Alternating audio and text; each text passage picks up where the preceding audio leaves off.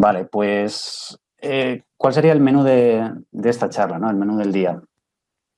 Me gustaría dedicar unos 20 minutos aproximadamente a hacer una brevísima introducción a la computación cuántica, porque realmente no quiero que sea el topic central de esta charla, y a las soluciones cuánticamente inspiradas, que seguramente es una cosa que probablemente ni siquiera habéis escuchado. Y después, porque tampoco quiero que sea esto una charla demasiado superficial, además me imagino que habrá una audiencia bastante heterogénea, de a lo mejor gente que maneja más los temas más técnicos, pero otras personas que no, que están interesados solo en aspectos más conceptuales. Pues, bueno, pues me gustaría bajar un poco a tierra también esa introducción más general y hablar de un par de casos de uso más concretos donde pienso yo que las aplicaciones son a corto plazo. Y cuando hablamos de corto plazo es de lo que les interesa realmente, sobre todo a las empresas españolas, ¿no? El corto plazo, a ver qué se puede hacer con estas cosas a corto plazo. Entonces voy a hablar de dos casos de uso específicos. Uno de ellos, este primero, que sería, digamos, en esta jerga más nuestra de Data Science, ¿no? Feature Selection o selección de variables. En este caso, para el modelo más sencillo que uno puede imaginar, que es el de la regresión lineal. Que este es un trabajo que he desarrollado en el BBVA el año pasado en colaboración con el CSIC. Y luego dedicar otros 10 minutillos a hablar de un paper que me parece súper interesante de la gente de Google acerca de Anomaly Detection con Tensor Networks. Un poquito. Ahí, venga. Me gustaría que esto fuera un poco una charla. Si tenéis alguna duda, no esperéis hasta el final para hacerme preguntas si veis que no entendéis algo o os quedáis atascados, porque tampoco me gustaría que desconectarais. Así que, bueno, sentiros libres. No sé si a través del chat Álvaro puede estar un poco controlando si hay alguna duda o de viva voz.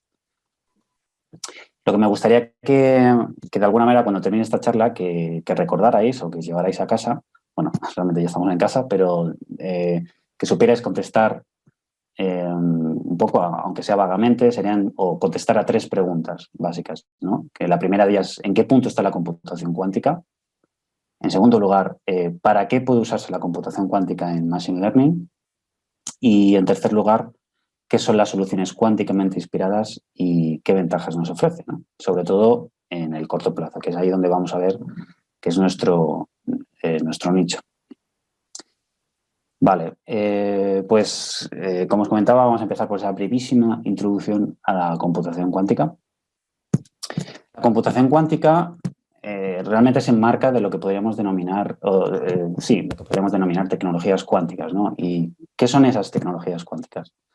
Pues actualmente diríamos que son las tecnologías que son capaces de trabajar de una manera u otra con la información cuántica, ¿vale? Esa sería una definición moderna. Pero en realidad llevamos mucho tiempo conviviendo con las tecnologías cuánticas, ¿de acuerdo? Más concretamente, el transistor y el láser, que espero que sepáis que esos son inventos fundamentales para las modernas tecnologías, pues se fundamentan en nuestro conocimiento de la física cuántica, ¿de acuerdo?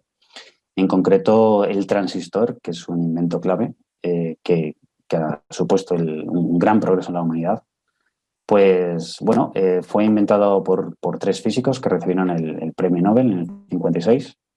Ahí podéis ver lo que crearon, ¿no? El primer transistor, ¿no? Imaginad lo que ha evolucionado la tecnología. Pues crearon el primer transistor y en realidad estos transistores que se basan en lo que se llaman los semiconductores, que no son ni aislantes ni conductores, pues en realidad son materiales que exhiben de una manera muy interesante efectos que no se podrían entender si no recurriéramos a la física cuántica. En concreto, pues hay una teoría que se llama teoría de bandas y la naturaleza cuantizada de la materia, que es lo que estudia entre otras cosas, la física cuántica, pues se revela muy claramente en esos semiconductores y eso es lo que podemos utilizar de forma práctica, entre otras cosas, para los transistores, pero para muchos otros inventos, ¿no? Desde las cámaras, desde los sensores CCD, los paneles solares, hay un montón de tecnología que está basada en el uso de los semiconductores y en la física cuántica. Claro, el resto ya es historia, ¿no? Desde el momento en que se crea el transistor, el progreso a nivel de computación se ha basado en lo que se llama la ley, que realmente no es ninguna ley, ¿no?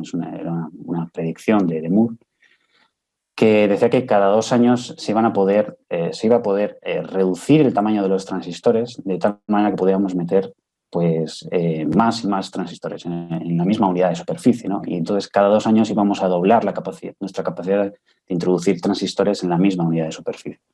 Y es una predicción que, como veis, pues estos son datos básicamente de Wikipedia, ¿no? Se ha mantenido muy bien a lo largo del tiempo. ¿Qué es lo que pasa? Que la ley de Moore ha llegado a su límite. No se puede sostener ese crecimiento tan brutal. Y por ende, el aumento de nuestro poder, del aumento del poder computacional en base a este método. Y como decía, ¿por qué no se puede sostener? Pues por el simple hecho de que cuando uno empieza a reducir más y más el tamaño de los transistores, chocamos con el régimen puramente cuántico. Estamos hablando de que eso empieza en el orden del nanómetro. Si cogéis una regla que tengáis por ahí en casa, cogéis 1 milímetro y ese milímetro lo dividís en 1 millón de partes, pues ahí es donde empieza el reino del nanómetro, ¿no? Como veis, es algo muy, muy, muy pequeño. Y por ahí es donde empiezan a haber esos efectos cuánticos tan curiosos, e incluso un orden ya por debajo es cuando encontramos los átomos y demás, que eso ya sería el orden del Armstrong. Pues como decía, ahora mismo el tamaño típico de los transistores que encontramos en los chips pues ya está en el orden del nanómetro. Entonces no podemos recurrir a la miniaturización como una fuente para incrementar el poder computacional, sino que tenemos que recurrir a otras estrategias. Y ahí es donde precisamente entra otra vez la física cuántica, ¿no? O sea, la física cuántica, las tecnologías cuánticas vienen otra vez al rescate. Y claro, ¿qué es lo que ha cambiado respecto a esa primera hornada de tecnologías cuánticas que antes os mencionaba? Pues lo que ha cambiado es el incremento en nuestra capacidad para controlar sistemas cuánticos que podemos denominar individuales, como pueden ser los átomos o los fotones, que como quizás sabéis son las partículas fundamentales de la luz, ¿de acuerdo? Y eso ha generado, por supuesto, también una ristra de premios Nobel en física, como lo que aquí pongo, lo que se dio en el 2012 a Harosh y a Wineland, precisamente porque por sus experimentos pioneros en el control de esos fotones o esos iones o esos átomos de una manera individualizada, ¿no? Que eso es algo que hace unas décadas pues hubiera sido algo de la ciencia ficción, ¿no? Entonces, es justamente eso es lo que ha cambiado y ahora es lo que nos está permitiendo producir lo que denominamos ordenadores cuánticos, ¿no? Y esos ordenadores cuánticos no son una cosa que tengamos que imaginar, sino que ya empiezan a ser una realidad. Eso sí, vienen en diferentes sabores, en diferentes plataformas, diferentes tecnologías, porque tampoco sabemos muy bien cuál es la tecnología que es la más apropiada para construir estos ordenadores cuánticos. Entonces, diferentes empresas pues tienen diferentes opiniones y están optando por diferentes soluciones, ¿no? La más común es la de la tecnología de superconductores. Bueno, antes, cuando he dicho que estábamos manejando sistemas cuánticos individuales, en realidad hay que poner un pequeño pero, que no siempre son sistemas cuánticos individuales, sino que también a veces son estados cuánticos un poco raros, de muchos cuerpos, son muy exóticos, como algo que se llama condensación de Bose-Einstein, y que es algo que ocurre en unos conductores que cuando se les enfría mucho, o al menos de momento hay que enfriarlos mucho, ojalá podamos llegar a tener un día superconductores de temperatura ambiente, pero de momento hay que enfriarlos muchísimo para obtener una serie de propiedades muy, muy exóticos, que es lo que antes mencionaba como condensación de Bose-Einstein, y cuando llegamos a ese estado, entonces podemos ver esos efectos cuánticos que veríamos en otros sistemas como podrían ser los átomos, los iones o los fotones, ¿no? Entonces, bueno, grandes empresas como IBM, como Google, pues están utilizando esta clase de tecnología. Luego, por otra parte, está los iones atrapados. Los iones atrapados, que en realidad fue la propuesta original. Antes, bueno, cuando he puesto tantos aquí premios Nobel, a ver si algún día podemos poner otro premio Nobel, que esto sea español, que sea Ignacio Cirac, que desde luego hizo una contribución definitiva al desarrollo de los ordenadores cuánticos, ¿no? En concreto, pues su propuesta fue en iones atrapados. Y hay una empresa, en concreto IonQ, que está trabajando esta tecnología. Entonces, en este caso, pues trabaja con iones, ¿no? Y como decía, a nivel individual, el ion, pues como sabéis, es básicamente un átomo donde o se le ha quitado o se le ha añadido algún electrón, y de tal manera que su carga eléctrica ya no es neutra, entonces pueden interaccionar de forma eléctrica entre sí. Y jugando con esas cosas, pues podemos, al final, si vamos escalando y añadiendo iones, pues podemos tener un computador cuántico. Otra posibilidad es jugar con los fotones, ¿de acuerdo? Esto es una posibilidad muy interesante porque además nos permite trabajar a temperatura ambiente. Lo que pasa que, bueno, también tiene sus propios retos.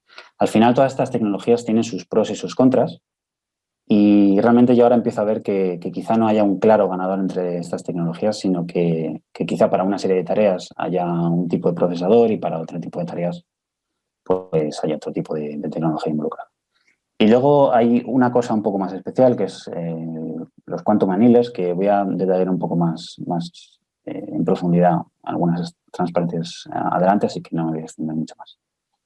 Bueno, importante, todo esto es en cloud, o sea, esto no son cosas que están metidas en un sótano y nadie puede acceder, sino que actualmente se puede hacer a través de cloud, como ahora os comentaré. ¿Y qué se puede hacer con esos ordenadores? ¿No? Pues lo que se buscaría es conseguir lo que llamamos ventaja cuántica. Que ventaja cuántica en realidad, si uno se quiere poner a estudiar esto, pues da para un documento de hojas y hojas según la industria o el negocio específico que uno quiera considerar. Así que, ¿qué significa ventaja cuántica? Pues una ventaja de negocio. Es lo que lo que queremos encontrar, una ventaja de negocio por el mero hecho de usar un ordenador cuántico. Eso es lo que nos gustaría encontrar. Así para una definición bastante pragmática. Sí que es cierto que hay otro concepto que se hizo muy popular a raíz de un experimento de Google, que es el concepto de supremacía cuántica, que quizá habéis escuchado, ¿no?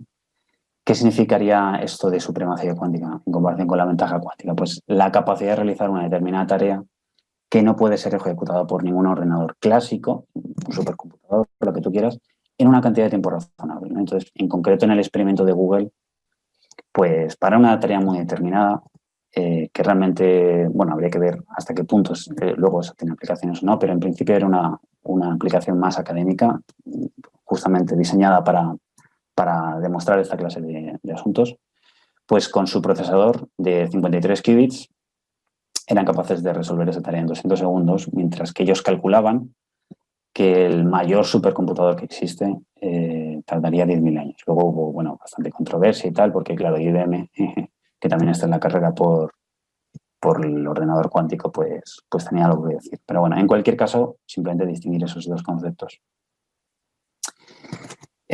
Como os decía antes, efectivamente hay una carrera por desarrollar estos ordenadores que todavía diríamos que están en versión más bien de prototipo, que están creciendo muy rápidamente, pero todavía no se pueden productivizar.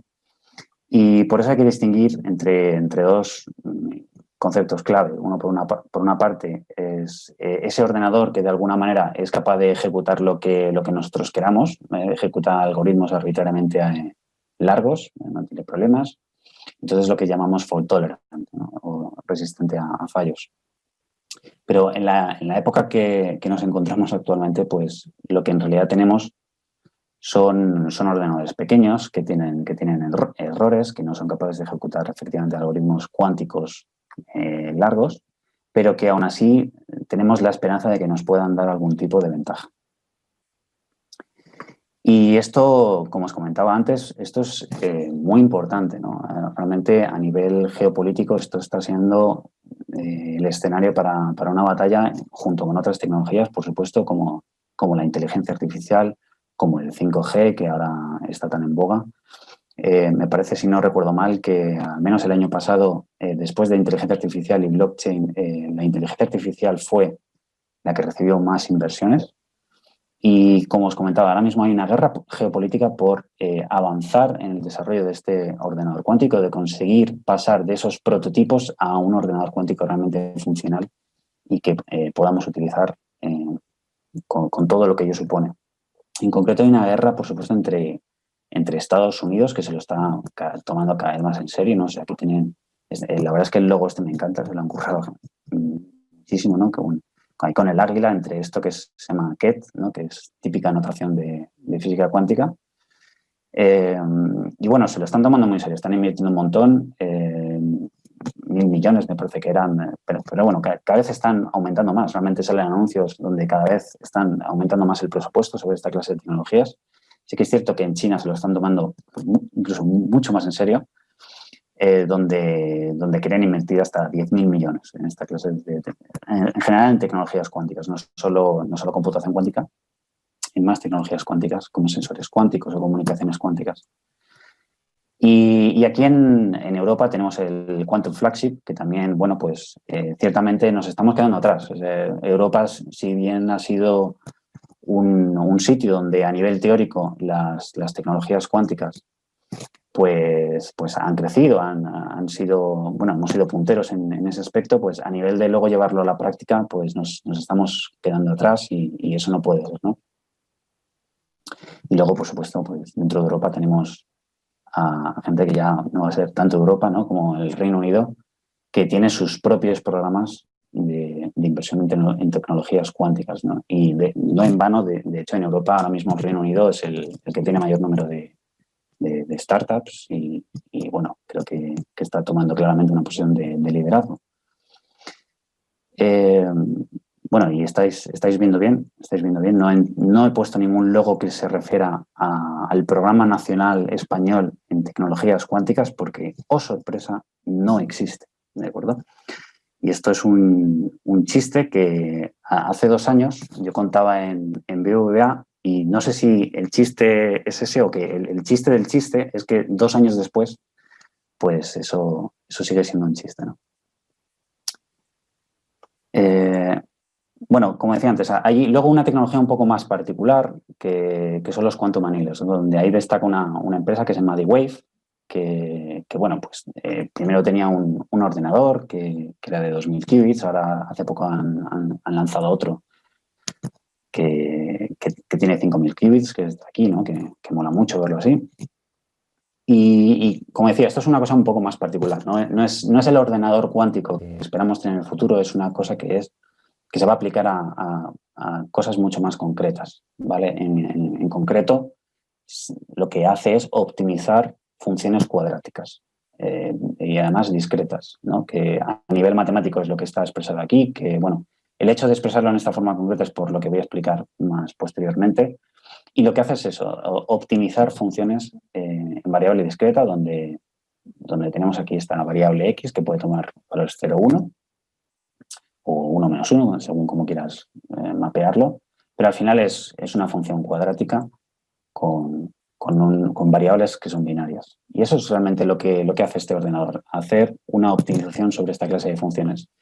Si es puramente cuántico o no, pues hay, bueno, bastante controversia. Realmente a mí, sinceramente, ya no me interesa tanto esto. No creo que sea realmente muy relevante a nivel industrial. Lo que importa es que esta tecnología sea capaz de ofrecer algún tipo de ventaja, ¿no? O sea, a nivel de científico es muy interesante, pero lo que nos interesa que es a nivel de negocio. Disculpa. Lo importante es ver si esta clase de tecnología puede ofrecer algún tipo de ventaja.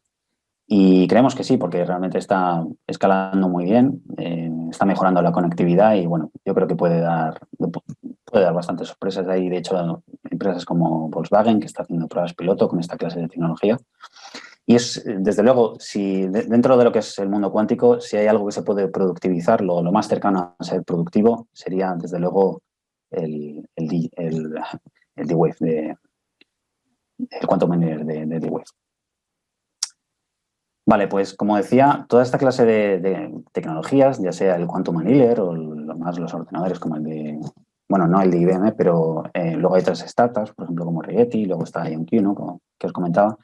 Pues lo bonito es que los proveedores cloud grandes, ¿no? Como Amazon y como Microsoft, ¿no? Pues están creando sus propios servicios en la nube para poder tener acceso a estos ordenadores, ¿no? Y eso está muy bien porque accediendo a una sola plataforma puedes tener acceso a diferentes backends. En concreto en Amazon ahora mismo me parece que puedes acceder a IonQ, puedes acceder a otro que se llama, que es Rigetti, y también puedes acceder al Quantum Annealer de D-Wave.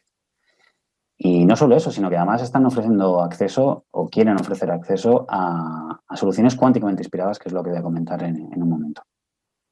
Entonces, ¿qué es realmente la computación cuántica? ¿Qué perspectivas? ¿Qué es lo que debemos esperar y qué es lo que no debemos esperar, ¿no?, de la computación cuántica? Pues que es algo que definitivamente va a llegar, ¿vale? Que lo que deberíamos esperar son combinaciones híbridas entre lo clásico y lo cuántico. Y muy importante, que al final es un nuevo paradigma tanto a nivel de hardware, ¿vale?, como a nivel de programación, a nivel de software, ¿de acuerdo? Lo que no deberíamos esperar de esto es que va a reemplazar por completo a los ordenadores clásicos. Eso sería una locura pensar así, o si alguien piensa así, pues está muy despistado. Que vaya a haber un uso intensivo en los próximos años de este tipo de tecnología. Esto pienso que va a tener, digamos, sus nichos de mercado específico que se va a utilizar en casos de uso muy específicos. Y tampoco hay que esperar que sea siempre el mejor backend para un problema determinado, ¿no? No se trata de utilizar, es como el dicho, ¿no?, de matar moscas a cañonazos. No siempre se utiliza, o por ejemplo, no siempre se utiliza Deep Learning, ¿no?, para solucionar un problema de Machine Learning. Entonces, una visión general de qué es lo que podemos esperar, las aplicaciones de la computación cuántica. Digamos que hay tres ámbitos grandes, ¿no?, que es la simulación, que esto sería, digamos, un pequeño cajón desastre donde podemos encontrar desde, bueno, por ejemplo, a lo mejor simulación de ecuaciones enderivadas parciales o también simulación de Monte Carlo, pero en realidad, cuando hablamos aquí de simulación, pues pensamos en una cosa muy concreta, que de hecho es lo que hizo Google en el experimento que os mencionaba antes. Luego, optimización, que por supuesto hay un montón de problemas que son puramente de optimización, y lo que nos ha traído aquí, ¿no?, el Machine Learning.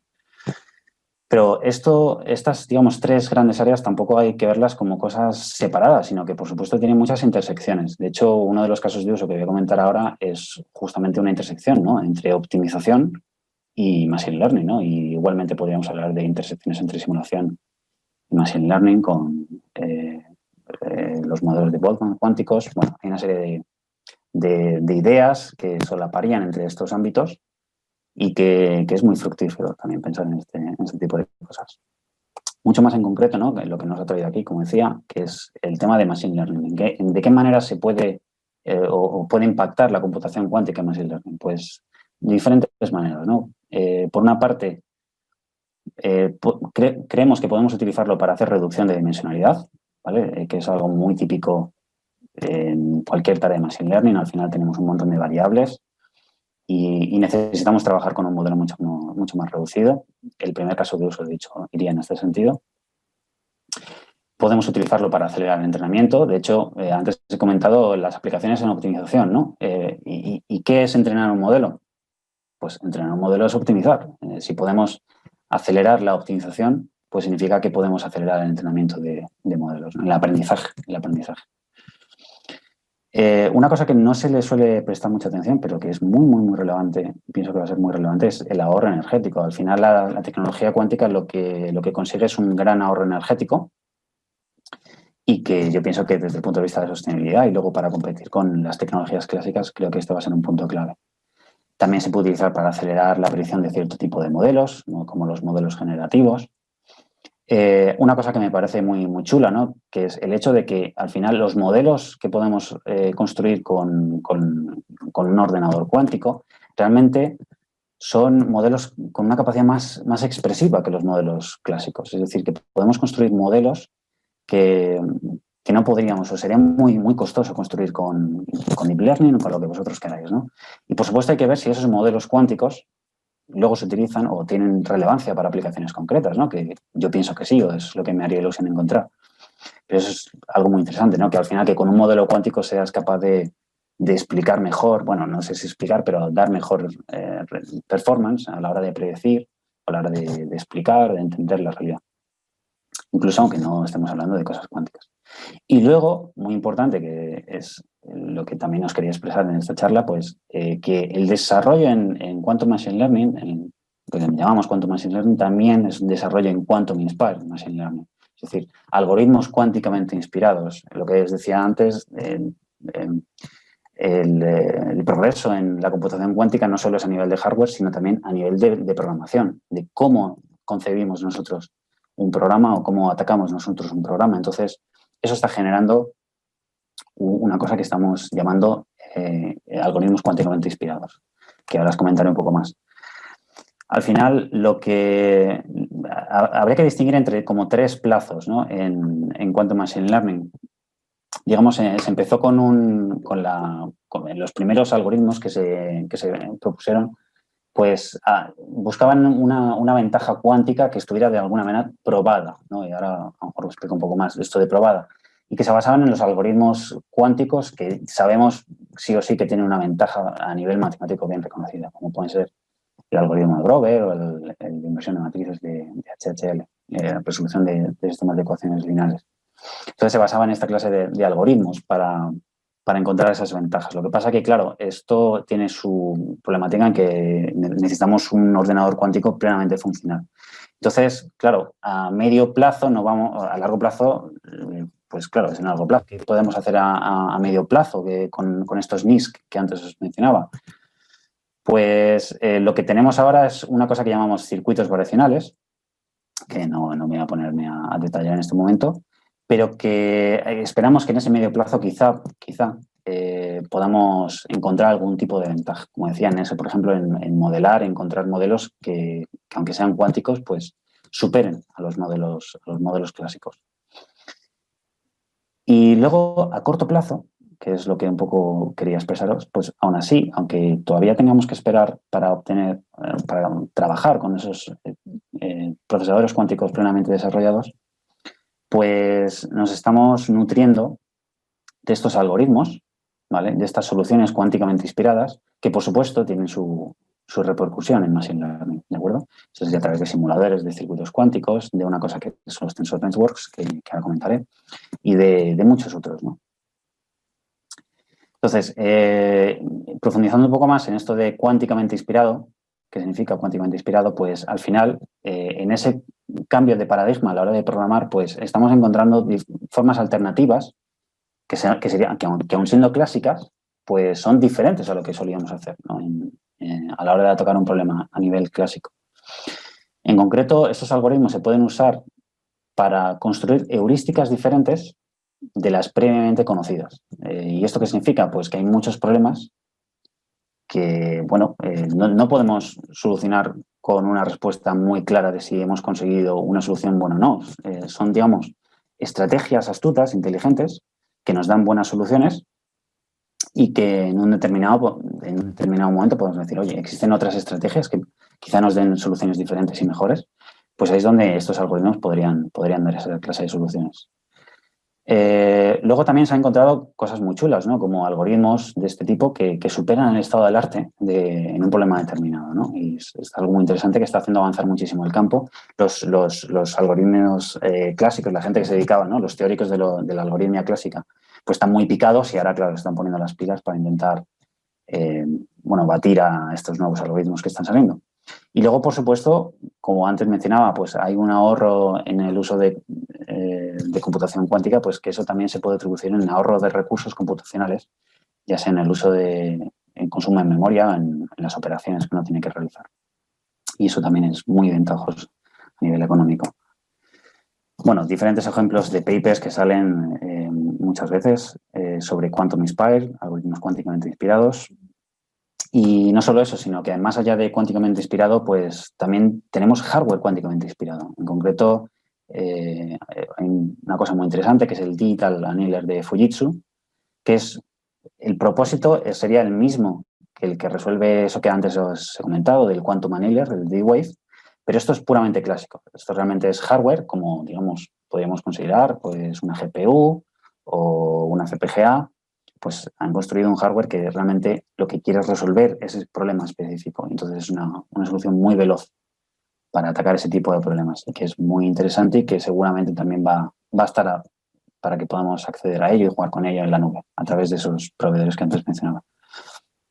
Y las aplicaciones de Quantum Inspired, pues este gráfico es el mismo de antes. O sea, al final serían los mismos campos. Podemos pensar aplicaciones en todos estos campos y de las mismas maneras que antes, solo que, bueno, a nivel de software.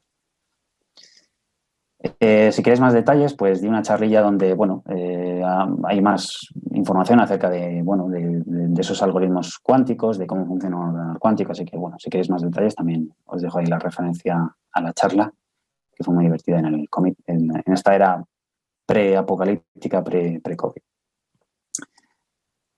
Vale, pues bueno, si no hay preguntas, voy a pasar a comentar un poco muy brevemente, que tampoco quiero abusar del tiempo, muy brevemente el tema de los casos de uso.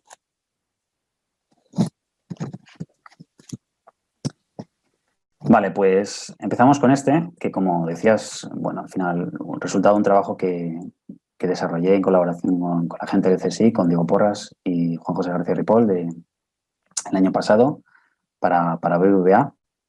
Y que, bueno, esto es en un contexto financiero, pero claro, aquí lo que nos interesa es Machine Learning. Y entonces aquí lo que voy a tratar de transmitiros es esa visión, esa aplicación, potenciales aplicaciones a Machine Learning de este trabajo, que como, bueno, como veis está libre y podéis acceder y leerlo.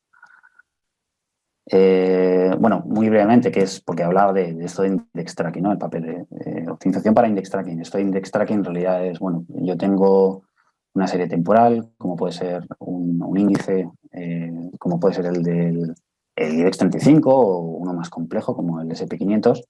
Y al final ese índice se compone de muchos activos, ¿no? Se construye a través de muchos activos. Obviamente en el IBEX 35 son 35, en el SP500 son 500.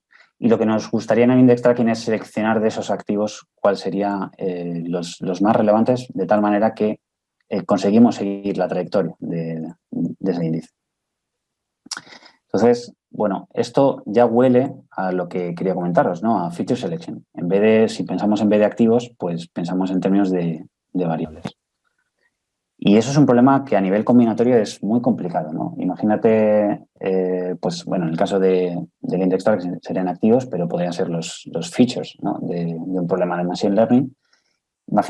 Imaginaros que tenemos 100 features, 100 variables y queremos escoger las 10 que nos parecen más relevantes. ¿De acuerdo? Entonces, si eso lo hacemos por fuerza bruta, ¿vale? Podemos analizar con el modelo que vosotros queráis. A lo mejor vamos a suponer que tardamos un milisegundo en analizar esa combinación, el performance de esa combinación. Pues si tardáramos un milisegundo en analizar todas las posibles combinaciones que existen, si lo hacemos por fuerza bruta, pues si haces los cálculos, resulta que tardaríamos nada menos que 549 años, ¿no? Aproximadamente en explorar todas esas combinaciones. Obviamente, este enfoque por fuerza bruta no tiene ningún sentido. ¿De acuerdo? Entonces ahí es donde precisamente hay que recurrir a estas heurísticas que antes os mencionaba.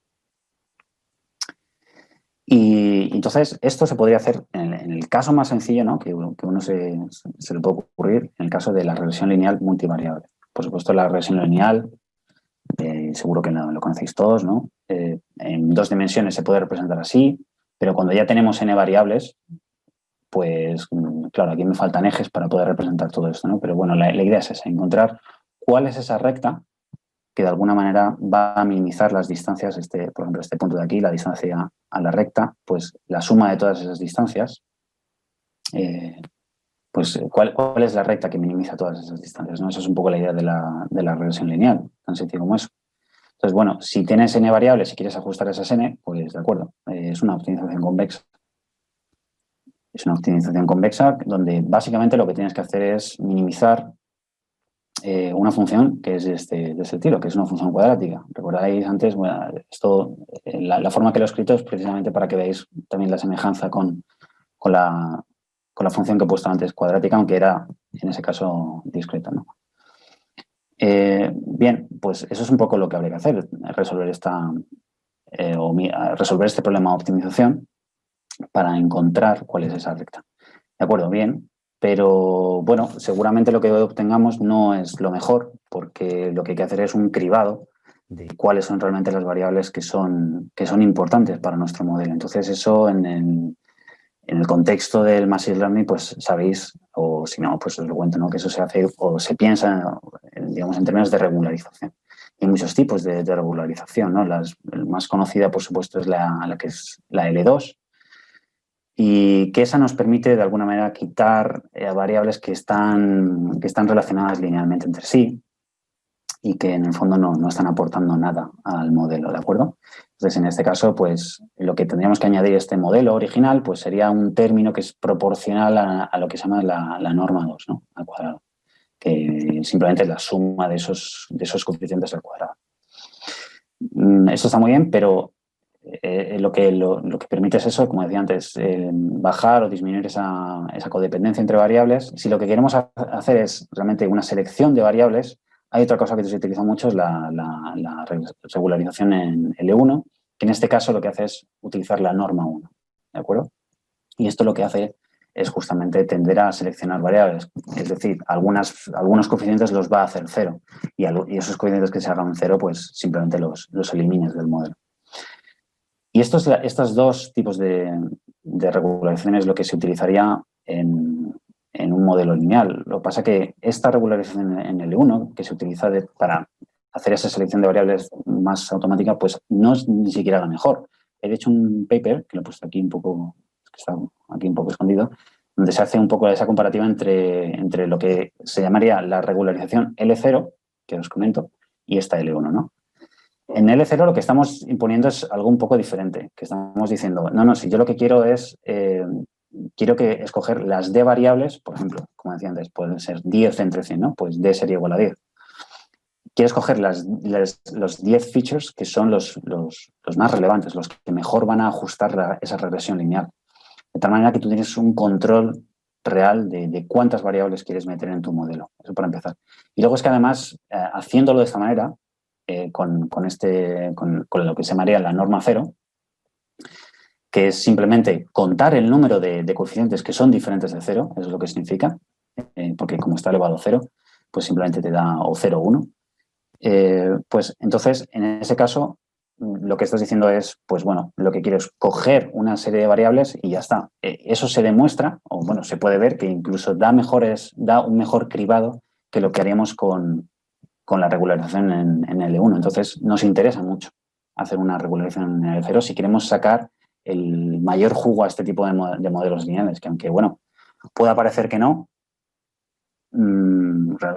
por mucho que tengamos deep learning y toda esta serie de cosas, pues al final en muchos sitios todavía se siguen usando regresiones lineales, pero por muchos motivos, ¿no? Es un modelo que es intrínsecamente explicable y además por temas sabéis que, por ejemplo, en temas de finanzas, pues no puedes usar cualquier tipo de modelo, ¿no? Entonces, a lo mejor tienes límites en cuanto al tipo de modelo que puedes usar, entonces está muy bien tener cuantas más herramientas mejor, incluso para los modelos que consideraríamos más sencillos. Vale, pues entonces, el problema de escoger cuáles son esas variables es un problema que es muy duro, lo que técnicamente es en Pi-hard, ¿de acuerdo? Es un problema que es combinatorio, que es muy duro, y es un poco lo que trata de resolver este paper. Es una estrategia heurística que se apoya o que está inspirada en computación cuántica y que sería lo que podríamos utilizar para atacar este problema. Originalmente el problema, que es lo que ya os he comentado, sería el problema del ajuste, ¿no?, de esa recta, más la regularización en L0, que es un problema de optimización con restricción. Y esto se puede entender, esa es la clave un poco, esto se puede entender como un problema de optimización mixta. Mixta en el sentido de que en cierto sentido tienes unas variables que son continuas, que son esos pesos, de esos coeficientes de la regresión lineal que quieres encontrar, pero al mismo tiempo tienes unas variables que son discretas, que son las variables de selección, de decisión de cuáles de esas variables, de esos features, quieres introducir en tu modelo. Entonces, un poco la estrategia del paper, el algoritmo en concreto, los detalles matemáticos podéis consultarlos en el paper. Aquí simplemente es la idea general. Consiste en dividir ese problema en dos, pero que son interdependientes entre sí, que están conectados entre sí y que se apoyan mutuamente de forma iterativa. Por una parte, una optimización combinatoria para esa selección de variables, ¿de acuerdo? Que ahí es donde podemos utilizar todas esas estrategias para hacer optimización que antes comentaba, quantum annealing, quanti-wave, podemos utilizar otras estrategias de optimización cuántica para esos otros ordenadores como el de IBM, Google, o también podemos utilizar, ¿por qué no?, estrategias clásicas, ¿no? Simulated annealing, si lo conocéis, o cualquier otro algoritmo para hacer optimización combinatoria. Y luego para la parte de los coeficientes, pues ya es donde utilizaríamos un ordenador clásico, sí o sí, para hacer optimización convexa continua, ¿no? Que, bueno, está muy bien. Entonces, bueno, los detalles los podéis encontrar en el paper. Ahora voy a discutir un poco el segundo caso, que este ya es el de la gente de Google, que sería Anomaly Detection, ¿vale? Con una cosa que son los Tensor Networks. El paper también lo podéis encontrar fácilmente, es público. Bueno, todo esto es última jornada, o sea, el anterior, no sé si lo has visto, pues parece que es agosto cuando lo publicamos. Este es junio de este año, o sea, bueno, muy reciente todo. Y bueno, como os comentaba, esto viene de Google X, ¿no? Que están muy, muy metidos en todos estos temas de computación cuántica, también algoritmos cuánticamente inspirados.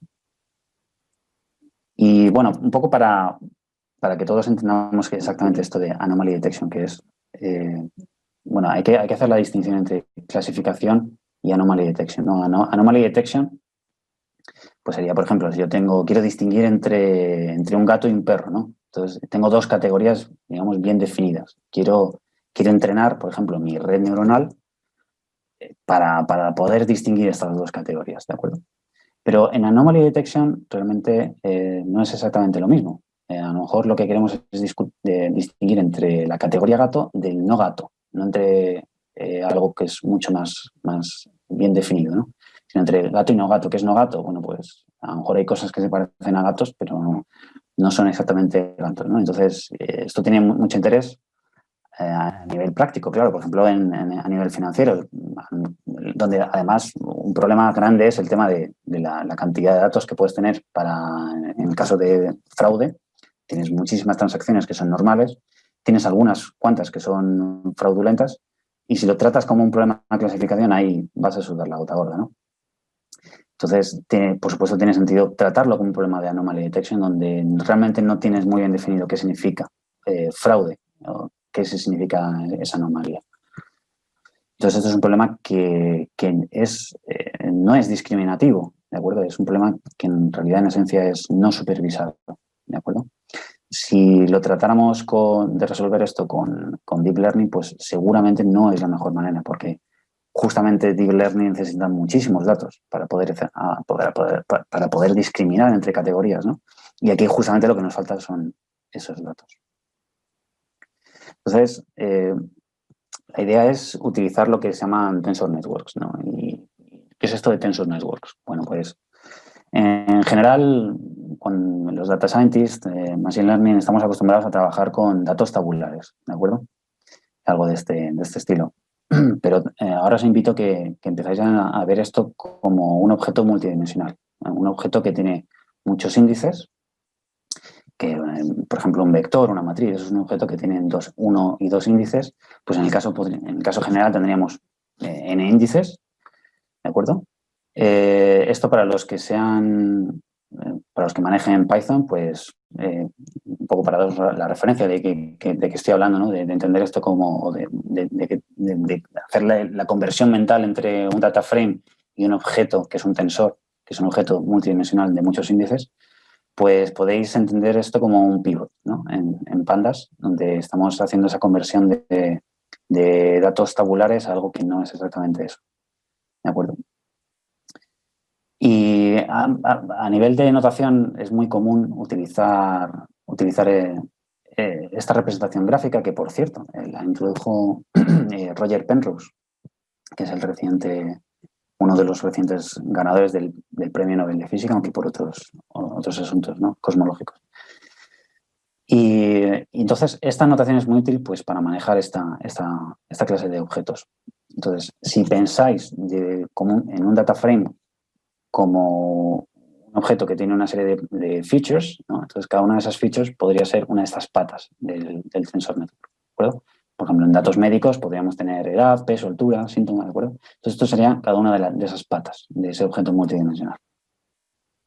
Pero más allá de modelar los datos como tensores, los propios modelos pueden ser tensores, ¿de acuerdo? Imaginad algo muy sencillo como esto, que en el fondo no deja ser una matriz, en el fondo. Lo que pasa que en realidad es un hipercubo, un hipercubo de números, ¿no? O sea, algo que es un objeto en muchas dimensiones, y luego por algo que sería un vector, es decir, una multiplicación, lo que pasa que en un espacio mucho más grande de una matriz por un vector, ¿de acuerdo?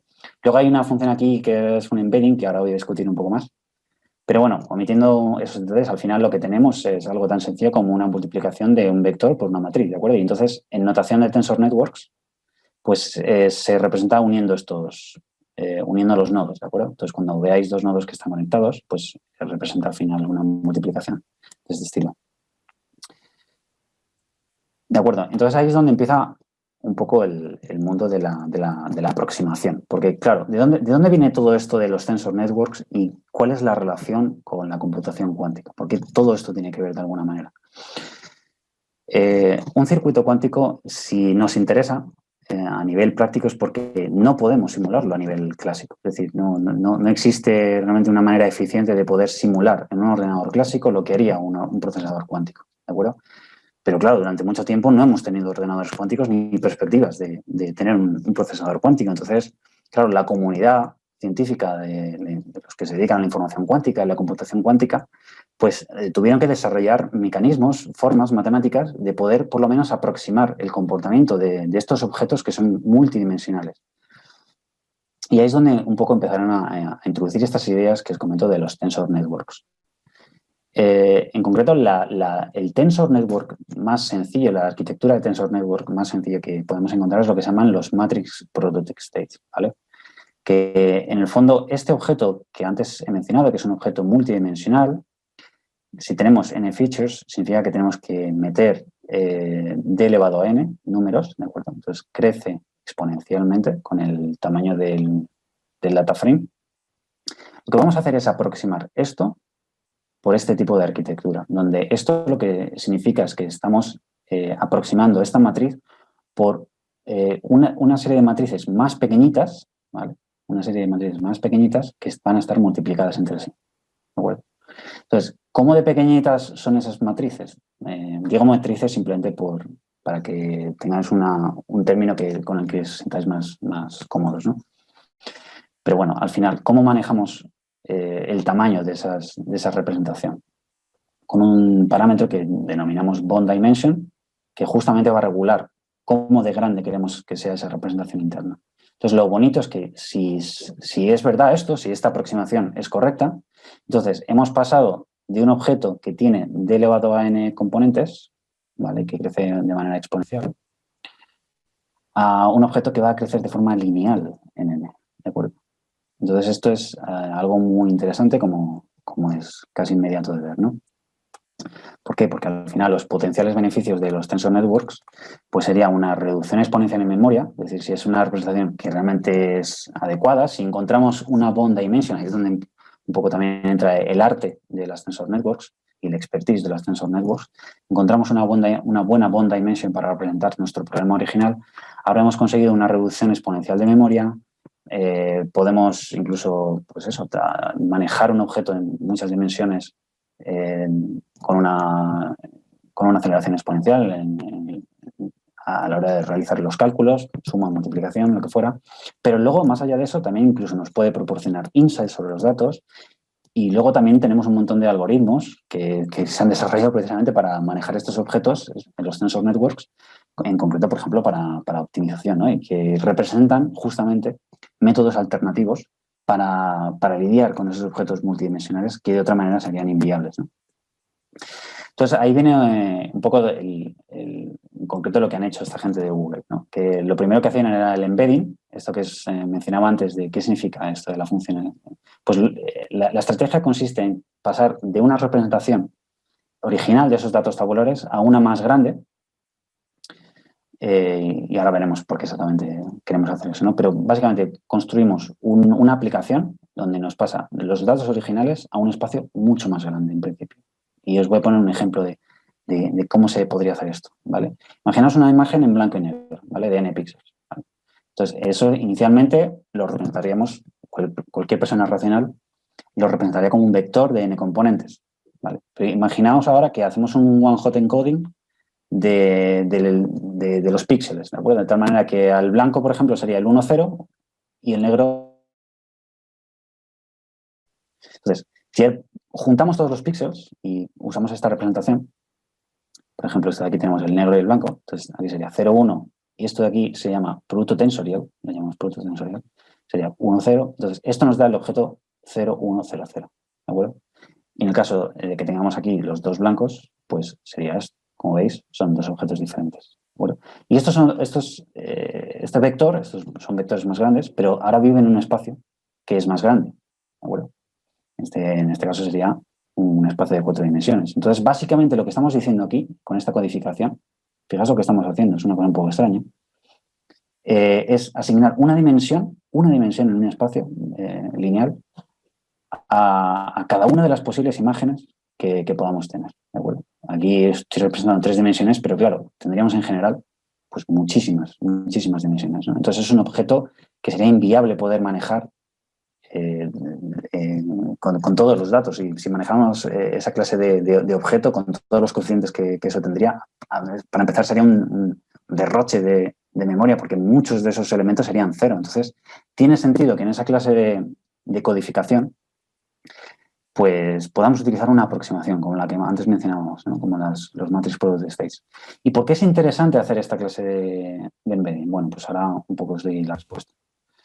Entonces, ¿qué es lo siguiente que haremos? Pues partiendo de esos datos originales, como comentaba, hacemos a través de ese embedding, lo proyectamos a un espacio que es muchísimo más grande. ¿De acuerdo? Entonces, lo que hicieron la gente de Google es decir, bueno, pues ahora lo que vamos a hacer es coger la información que está en este espacio tan grande, multidimensional, y ahora vamos a construir otra aplicación que es lineal, ¿vale? Una aplicación lineal, y lo vamos a llevar a un espacio ahora más pequeño.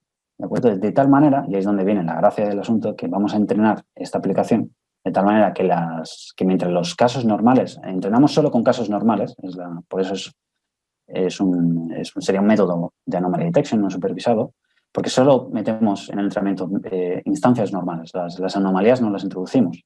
Entonces, lo que vamos a hacer es entrenamos la aplicación P, la aplicación lineal P, que la vamos a modelar con un tensor network, ¿de acuerdo? Porque es justamente ahí donde entra la potencia de esta técnica, la modelamos con un tensor network, porque de otra manera sería inviable construir una aplicación lineal en un espacio tan grande. Y la entrenamos de tal manera que las instancias normales se van a quedar en la superficie de una hiperesfera, por eso a nivel geométrico es muy, muy bonita la interpretación, se quedan en la superficie de una hiperesfera en ese espacio superdimensional, mientras que las anomalías lo que van a hacer es tender a ir al centro. Entonces aquí habría un threshold donde tenemos que determinar, pues, esto sería una instancia normal o esto realmente sería una anomalía. Y este es un poco el truco del almendruco que se han inventado la gente de Google, en este caso, para construir su modelo, ¿de acuerdo? Y lo bonito, claro, lo que es maravilloso de esto es que supera el estado del arte. Es una técnica que conceptualmente es, pues, como ya veis, en realidad bastante sencilla y bastante bonita a nivel geométrico, pero que además hicieron pruebas numéricas y lo contrastaron en datasets muy conocidos, contrastaron con otros métodos que son, digamos, state of the art en el tema de anomaly detection y, oye, las métricas que obtuvieron pues superan a esos otros algoritmos. Entonces, como veis, muchas veces el deep learning no es la solución a todo, sino que justamente un modelo lineal, lo que pasa es que usado adecuadamente y con las técnicas adecuadas, incluso puede convertirse en state of the art gracias a estas técnicas cuánticamente inspiradas.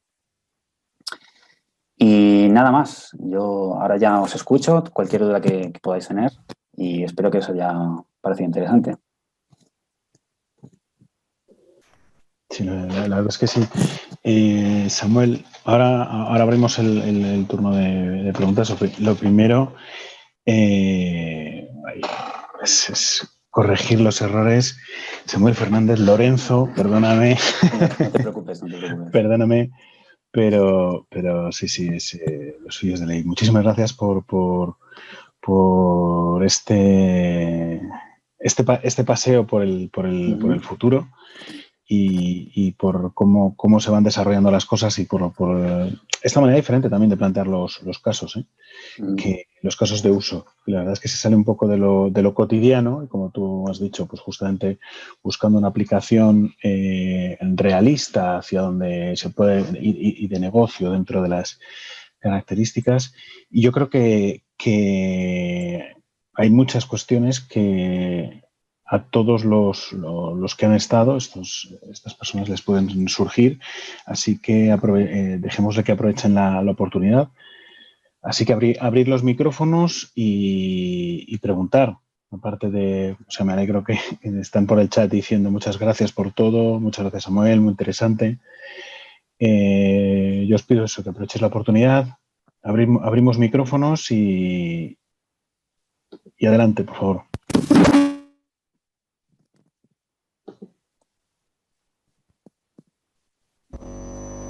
Sí, hola. Hola. Perdón. Te lo cedo a ti, no te preocupes. Jaime. Vale. Nada, yo quería preguntar sobre este último caso de uso. Veo como mucha similitud con un support vector machine y, bueno, no sé si tienes algo que comentar al respecto, pues me estaba recordando claramente ese ejemplo. Sí, un poco la idea en el fondo es lo mismo, porque al final Super Vector Machines también es un modelo lineal y un poco el truco de estos modelos para que funcionen bien es justamente irse a un espacio mayor donde vas a poder discriminar mejor qué es lo que está pasando. Efectivamente, o sea, la idea, la esencia es la misma, solo que aquí estamos utilizando una serie de técnicas diferentes que nos permiten trabajar en espacios multidimensionales que en principio a lo mejor ni siquiera con Super Vector Machines podríamos hacer, pero esto se podría combinar también con modelos de Super Vector Machines, ¿por qué no?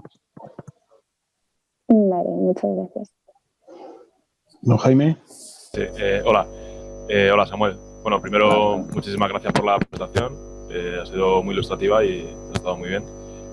Yo quería preguntarte, bueno, cuando pasamos a un espacio de Hilbert, que es un espacio multidimensional mayor, y es posible potencialmente encontrar patrones más complejos entre los datos, eso podría implicar, y esto es un caso de uso de negocio, podría implicar entrenar modelos de inteligencia artificial con menos datos. Claro, o sea, ¿por qué no? Al final, hay que entender que todo este campo de Quantum Inspired Machine Learning, que podríamos denominar, que es muy interesante porque, bueno, al final todo esto es con sus salvedades, habrá que ver exactamente cómo, pero se puede poner en producción porque al final son algoritmos clásicos, pero es un campo que está emergiendo ahora. Entonces, esa clase de análisis que me parecen, o preguntas que son muy relevantes, de qué maneras esta clase de algoritmos pueden superar a otros algoritmos que son más clásicos, pues son muy relevantes y realmente no hay nadie que haya estudiado esta clase de temas. Es, como te digo, un boom que está habiendo ahora. Hay cada vez más papers relacionados con ello y una pregunta como esa me parece pertinente y además, ¿por qué no?, objeto de una investigación. Bien, gracias.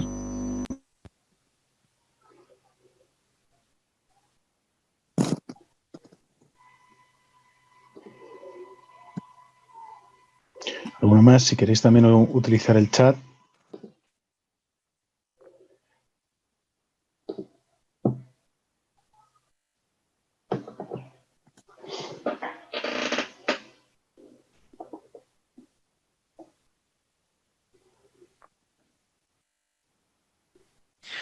Hola, muy buenas, Samuel, ¿qué tal? Hola. ¿Me escuchas? Sí, te escucho. Perfecto. ¿Qué tal, Samuel? Bueno, igual que comentaba Jaime, muchísimas gracias por tu aportación porque siempre son bien recibidas y la verdad es que tres cosas que son súper interesantes. Y yo te quería comentar te quería hacer una pregunta respecto a toda la parte más de hardware, toda la parte más de los ordenadores que comentas al principio y demás, y toda esa capacidad de procesamiento al final. No sé si me ha quedado muy claro más, al final es todo meramente máquina, ¿no? Es hardware. Todo lo que están desarrollando, toda parte de las diferentes startups que has comentado y las diferentes empresas que están investigando en ese aspecto, es hardware puro y duro, que luego seguramente la parte de software tendrá que meterle una programación más diferente, ¿no? A lo mejor a la actual. Sí, Pero, correcto. pero al final lo que tú comentabas de un problema, no hace falta por qué resolverlo con un superordenador. Todo lo que has comentado en la primera parte, yo creo, o lo que yo he entendido, es que va más orientado a la parte de hardware, ¿no? Claro, o sea, por eso quería un poco distinguir, ¿no? Porque al final cuando hablamos de computación cuántica, lo que estamos haciendo es esperar al desarrollo de ese hardware, que tiene a nivel técnico muchísimas complicaciones. De acuerdo, cada plataforma tiene sus propias complicaciones, Ajá. pero al final, en general, construir un ordenador cuántico realmente grande y poderoso es una cosa que a nivel técnico es comparable a las misiones Apolo, ¿de acuerdo? Vale. Entonces, claro, y no solo eso, sino que luego para programar ese hardware, que serían los algoritmos al final cuánticos, pero bueno, al final todo el stack que relacionado con el control de ese hardware, pues es al mismo tiempo algo que se está desarrollando y que necesitamos más ideas y que necesitamos formas diferentes de atacar problemas a lo mejor conocidos, pero utilizando ordenadores cuánticos de tal manera que veamos que hay algún tipo de ventaja. Sí, claro, una programación totalmente nueva, ¿no? O sea, una Sí, forma sí, correcto. de programar o de idear totalmente diferente. Correcto, correcto. Por eso decía que no solo supone un cambio a nivel de hardware, sino a nivel de software, a nivel de pensamiento de programación. Pues súper interesante. Pues muchísimas gracias. Nada. Samuel, te transmito preguntas que están haciendo por el chat. Dicen, ¿hay librerías o herramientas para poder usar Tensor Networks o hay que implementarlo de cero? Sí, efectivamente, se están creando librerías. De hecho, una que se está creando precisamente por la gente de Google, que la podéis encontrar, se llama Tensor Networks, justamente. Si ponéis en Google Tensor Networks Google, vais a encontrar la librería que están usando la gente de Google, que están creando pues precisamente para atacar problemas como los que os he comentado.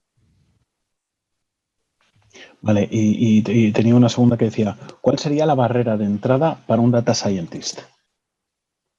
La barrera de entrada, claro, es que depende mucho también del perfil de ese data scientist. Es que no, claro, luego también hay mucha gente, puede ser un data scientist, pero no, a lo mejor no tienes muy clara la parte matemática o hasta qué punto manejas a nivel de algoritmo. Entonces, si realmente te quieres meter en las profundidades y realmente generar ideas nuevas y tal, pues seguramente no sea o te va a costar bastante, claro.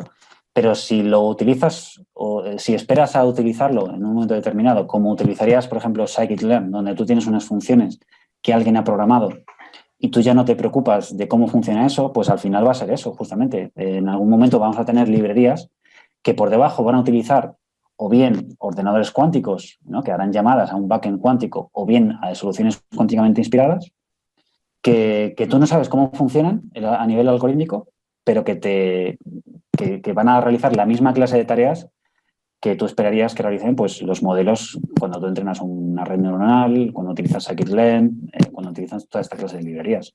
Entonces, bueno, en principio no hay barreras de entrada ahí, no es más que, bueno, aprender cuándo usar esos modelos, cuándo son adecuados, igual que harías con otra clase de modelos.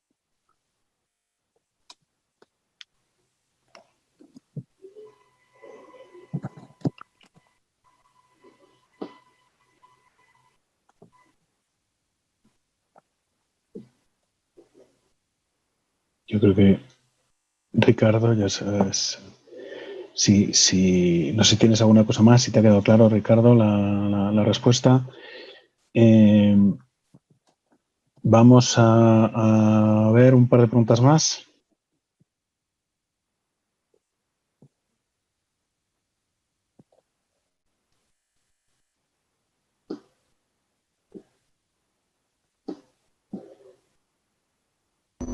Sí, yo me gustaría también hacer otra pregunta a Samuel. Es si podrías explicar un poco las ventajas y desventajas que presenta simular qubits, ¿vale? En un entorno controlado en relación a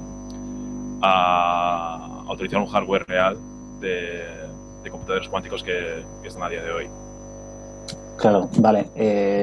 Bueno, es una buena pregunta. Al final, claro, ventajas y desventajas. En principio, las ventajas que podemos esperar de hacer esa clase de simulaciones es las potenciales ventajas a nivel, por ejemplo, en el caso de Quantum Machine Learning, pues potenciales ventajas a nivel de las que os he comentado antes, ¿no? De, oye, a lo mejor un modelo cuántico, un modelo que utilizando un procesador cuántico, pues utilizarías, pues a lo mejor es mejor que un modelo clásico, ¿vale? Pero necesitas un procesador cuántico para utilizarlo. Bueno, pues si utilizas un simulador eficiente de ese procesador cuántico, pues eso que has ganado, ¿no? Tienes algo que sería Quantum Inspire, porque, claro, evidentemente lo estás ejecutando en hardware clásico, pero que ha sido inspirado y ha sido programado pensando que lo ibas a utilizar en un ordenador cuántico. Entonces, en ese sentido, sería una ventaja porque podrías encontrar esa clase de mejoras en los modelos. ¿Desventajas? Pues claro, si tú te pasas de listo y tú crees que vas a poder simular pues un procesador de 100 qubits, ¿vale? Que eso es algo que es inviable. Precisamente el experimento de la supremacía cuántica de Google, ya que tiene 53 qubits, ahí es donde ya empezaban a ver las limitaciones de hacer simulación de esa clase de circuito. Entonces, si tú esperas, por ejemplo, escalar ese modelo o necesitas escalar ese modelo más allá de ese tamaño, pues no vas a poder, porque sencillamente es que no se puede. Y de ahí justamente viene la necesidad de tener un hardware cuántico para poder implementarlo.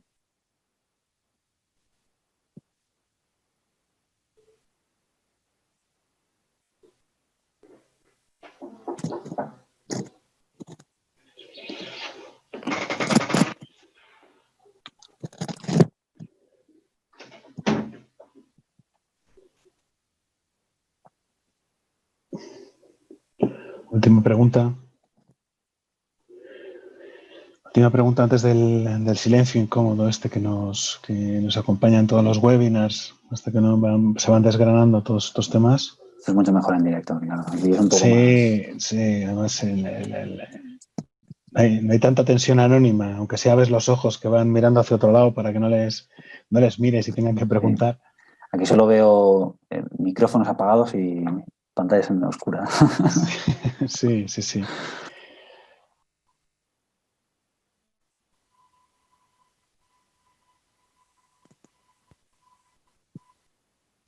Bueno, si tenéis una última pregunta mientras vamos cerrando el evento, me podéis cortar siempre y directamente, pues oye, Samuel que la conteste. Bueno, Samuel, lo primero, como es de rigor y sobre todo después del webinar que nos has impartido, la charla que has compartido con nosotros, agradecerte mucho el estar aquí con nosotros, el compartir tu conocimiento, esas investigaciones y todo un poco tu perspectiva de hacia dónde va y cómo se va a abordar toda esta parte de la tecnología cuántica y machine learning, toda esa interrelación. Y sobre todo, pues, un placer verte.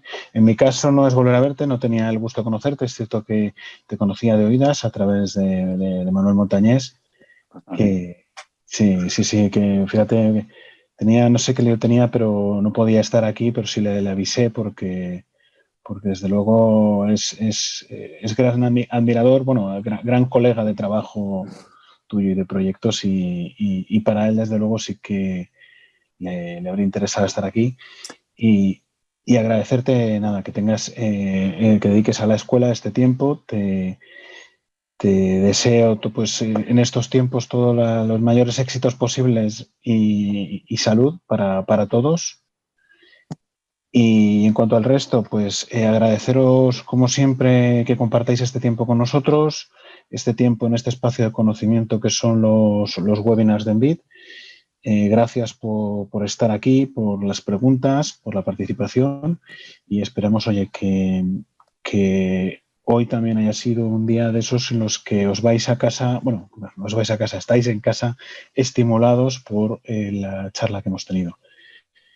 Te reitero lo que están diciendo otra vez en el chat, Ignacio y compañía te dan las gracias, te agradecen la charla, Samuel. No sé si quieres tú aprovechar y despedirte de... Pues nada, muchas gracias a todos por la asistencia, por compartir vuestras preguntas, que me parecen muy, muy interesantes, y esperemos que toda esta clase de tecnologías y de técnicas un poco se empiecen a generalizar y como antes comentábamos, ¿no, Álvaro? Que todo esto que al final es innovación, tecnología puntera, cosas que necesitamos aquí en España, que necesitamos progresar, no nos podemos quedar atrás en esta clase de tecnologías. Y bueno, esperemos que un sitio como Empir, que también es bastante puntero a la hora de ofrecer programas formativos y demás, pues en algún momento también ofrezca su formación en computación cuántica o tecnologías cuánticamente inspiradas. Todo se andará, todo se andará. No te digo yo que no, que desde luego en nuestra extensión de Deep Learning no comencemos a introducir mínimo algún área de cuántica, sobre todo para comenzar a trabajar todos, que al final yo creo que desde la formación tenemos también un papel importante a la hora de abrir estos debates y de desarrollar estas soluciones. Pues lo dicho, que tengáis una buena tarde o lo que queda de ella, y nos vemos en el próximo webinar. Como sabéis, martes y jueves estamos aquí con estos webinars tecnológicos. Así que un placer haber compartido con vosotros este espacio, y por nuestra parte finalizamos aquí el webinar. Gracias. Hasta luego. Muchísimas gracias, chicos. Muchas gracias. Hasta luego. Gracias, adiós.